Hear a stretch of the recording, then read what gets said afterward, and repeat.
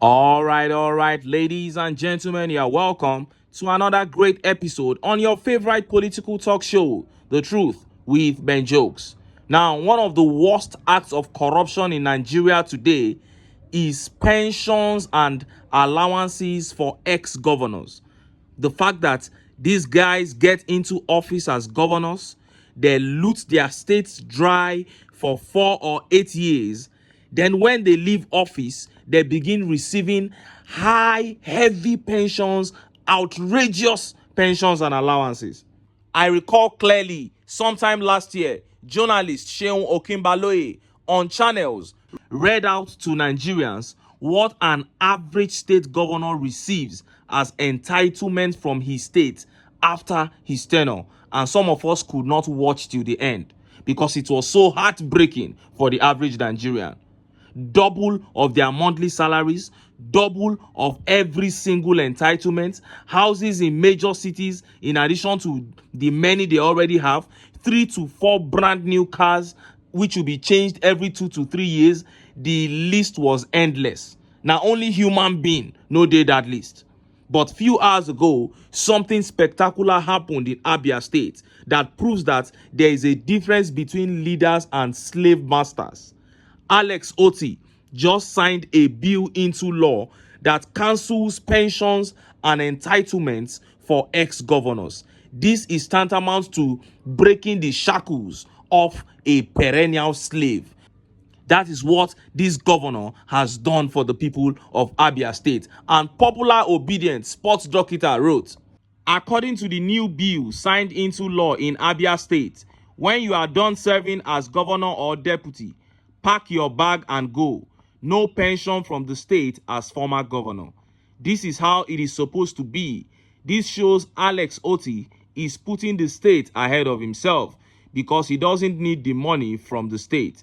We had the likes of Orji Uzor-Kalu, T.A. Orji and Ikpeazu, who stole the state dry and were still on pension. Now that is over. And look at how Nigerians reacted. Look at some of the tweet reactions. This tweet from Daniel John says, it is good to be good and better to have a good, sensitive and reasonable mentor and principal like Peter Obi. Just like at Peter Obi, Alex OTTI is a good man and someone Nigerians and politicians have to look up to, especially when it comes to making Nigeria great. That is it. And this tweet here says, I don't just know how to pray for Alex OTTI, but my heart blesses him for putting humanity first. Posterity will be kind to him. And this tweet here says, I'm more ashamed of us Jews or Kalu because he was also a billionaire too and still enacted this criminal law in Abia State. They all took a cue from what Tinubu was doing in Lagos State. They copied it and began to destroy their own states. And this tweet here says, we have to come to the point when people will want to govern because of passion to deliver and not hunger for public funds. That is it. This tweet here says, if Sanwo-Olu tries this in Lagos State, they will impeach him by morning. He can't try it. Because are you going to say that all those millions and billions that go to Tinubu monthly are going to stop? You can't try it in Lagos State. In fact, it was Lagos State model that people looked at, how the ex-governors were looting the state dry. The other governors now looked at that model and drew pensions for themselves. What a disaster.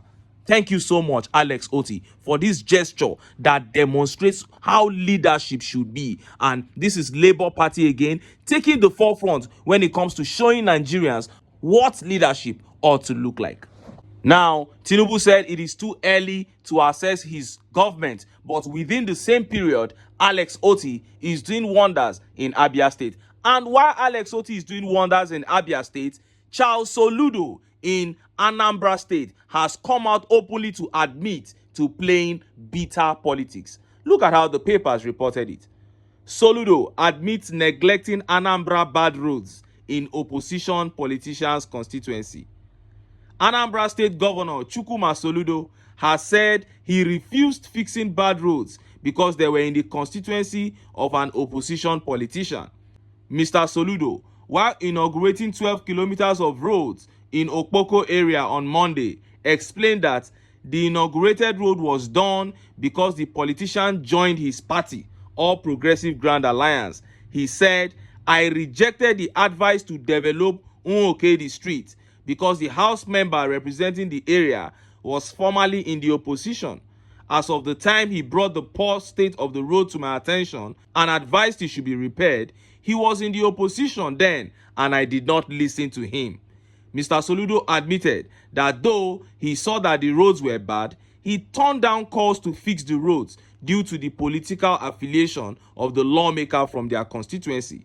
He noted that he fixed the road now that the politician had joined his party.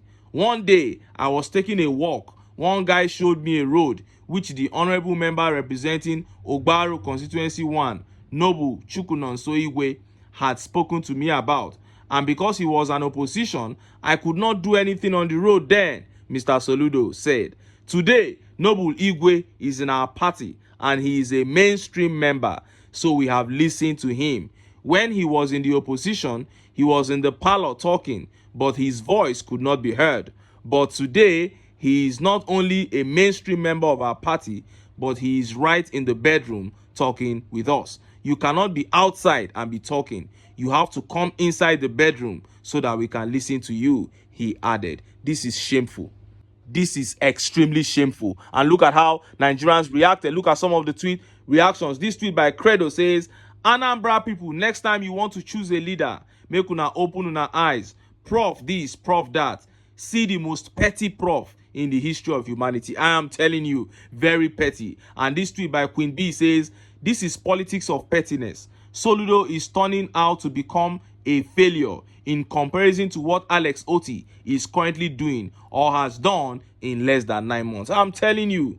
And this tweet here says, Soludo is a bitter man, very bitter man. Look at how he was pinning and showing his hatred for Peter Obi all over the place. Yet, the man continues to get bigger and bigger daily. And this tweet here says, I just go through the news and it is very shameful to be like that and still have the impetus to publicly say it. Opposition is part of the reason we are having a good life, and it is the only reason why it is called competition, and they must not be treated badly because they decided to participate. That is it. There's nothing wrong with opposition. And this tweet by Emmy says, none will be like Peter Obi. See, bitterness can't be cured by certificate. PO developmental strides reached every corner of Anambra, even when the opposition was very high, as he was then from a minority party.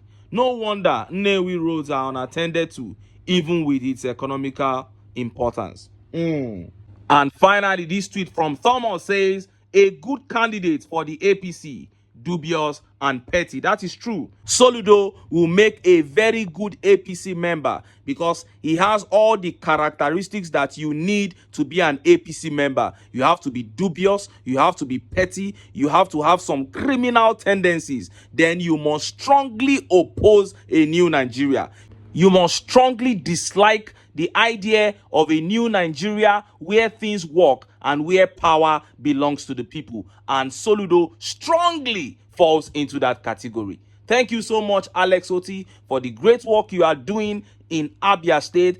Nigerians can now see the difference that one good man, the difference that one good leader can make.